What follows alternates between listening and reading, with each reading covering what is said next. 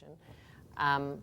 So I think it's very difficult to evaluate the effectiveness of the policy authority without evaluating the creators of the policy authority, who demanded and suggested that this would be the pathway to comprehensive health policy in Kansas, and have absolutely refused to pay any attention to what their recommendations are. I have to ask, where do we go from? I mean, if that's the scenario, what's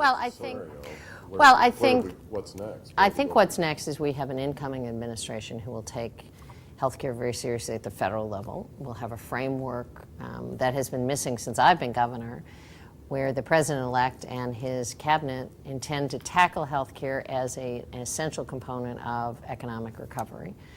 And we will have an opportunity in our state to kind of join in a program that will be available. And that may be more plausible for some legislators than creating a Kansas program, which they don't seem to be willing to do. I'm glad you brought up the new incoming administration. What have you heard from the Obama-elect administration, or what have you communicated to them about the stimulus package having to do with healthcare or health? The conversations about the stimulus piece of it have really focused on the state across the country need for additional FMAP assistance, and recognizing that that's one of the fastest ways to get money back into the economy, and one of the biggest challenges for most states, because the demand for services is escalating as the economy turns down and the budgets are tighter. So it's a total catch-22. In fact, when we met with President-elect Obama as governors the Tuesday after Thanksgiving, it was my job to actually put that topic on the table and talk about that being an essential piece of it. The good news is he understands it. He recognizes that that is a critical need, along with food stamps and additional resources for unemployment insurance. The essential services that actually are dollars in the pockets of the hardest hit are the ones that often states have the hardest time increasing in bed.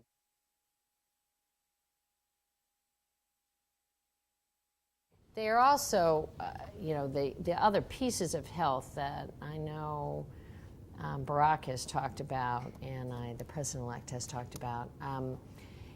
He's very interested in accelerating electronic medical records and the use of health technology. So I think there could very well be a component piece of that as part of this puzzle, helping.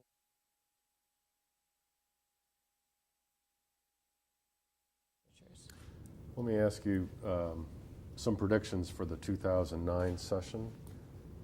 Smoking ban, is this the year you can make that happen? It would have the most significant impact on the health of Kansans of anything we could do. It doesn't cost any money, so it's a great time to talk about it. And we're now at the point that I think the majority of Kansans live in a jurisdiction where a smoking ban has been adopted locally. So we may be at the tipping point, and I am an enthusiastic supporter of that as a great health initiative. About the cigarette tax, where are you on that? Well, I've said all along, I'm for it.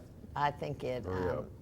Pardon me? Hurry up. Yeah, I mean, it diminishes smoking among the youngest Kansans. Good news. It raises some money, I would argue, that should be tied directly to health care. Good news. So to me, it's not an issue of that is difficult to understand. But again, there is enormous resistance in the legislature. There has been for years. I've proposed it year after year. The health authorities proposed it. I've endorsed that. So what happened, where would you be if we enact a tax, but instead of spending it on health, we want to use Fill the revenue potholes. to, right? Not very enthusiastic. I mean, I just think it's, again, a missed opportunity. I think most Kansans understand that smoking-related illnesses are the highest cost driver in healthcare, and that it makes sense to say if you're going to continue to smoke, you need to pay more so that we can put some of those dollars back into the system. You know, you can tax any number of things and send it anywhere, but I would be much more enthusiastic about some kind of a health proposal tied to a smoking tax. I'm calling the waiting list for the PD folks a cut. Are we going to see more of that? Yes.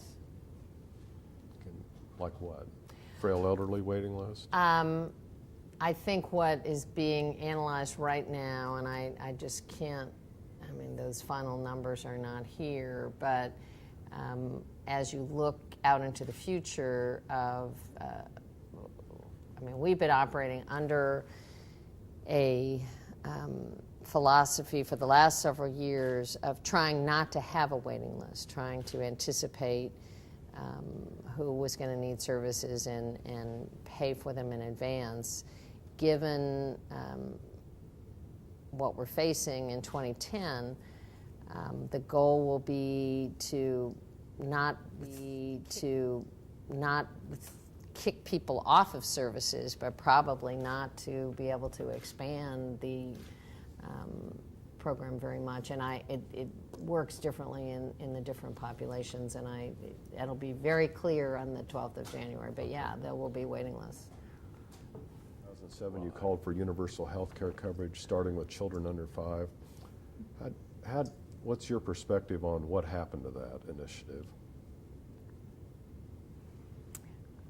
I mean, I have been more frustrated by the lack of legislative interest, attention, and willingness to engage in any kind of serious health expansion as anything that I've encountered in 6 years. It has been something that I find puzzling and troubling, and I think not a lot different than what's happened in Congress and with the administration of, they're fine. They have health care. They hear about it. It's all anecdotal. Somebody's paying more for something at some time, and sort of so what?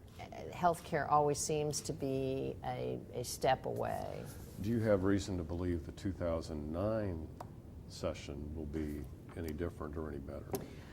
Again, I'm not optimistic, having watched this dynamic now for the 8 years I was insurance commissioner and now 6 as governor, that there is still a majority of legislators who are going to meet here in January who see expanded health care services as their top priority. And there's not money to necessarily tackle that right now. Even in the years we had money, we didn't have what I think is a different dynamic than I've had as governor is a president who is willing to tackle it starting at the beginning, who will have a federal proposal, who sees this as an essential portion of an economic recovery.